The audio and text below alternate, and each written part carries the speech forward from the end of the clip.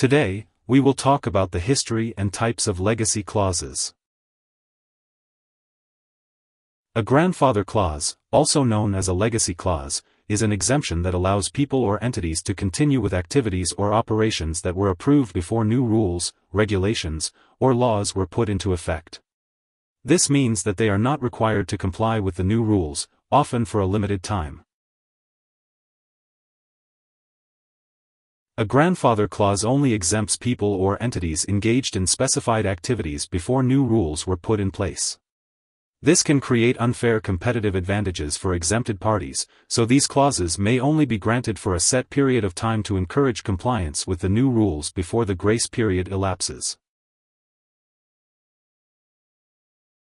After the U.S. Civil War, 7 Southern states enacted voting requirements such as literacy tests, property ownership, and poll taxes to prevent African Americans from voting. White voters with grandfathers who had the right to vote before the Civil War were exempt from these requirements, which is where the term grandfather clause originated.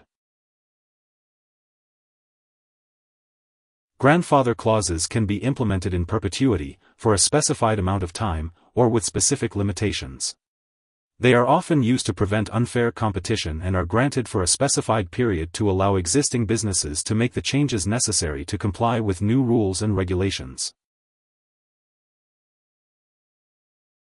Grandfather clauses are commonly found in changing zoning laws and in the electricity industry. They are used to allow existing businesses to continue operating under certain limitations when new laws or regulations are implemented. Here are 4 key takeaways. 1. A grandfather or legacy clause allows people or entities to follow old rules instead of newly implemented ones, often for a limited time.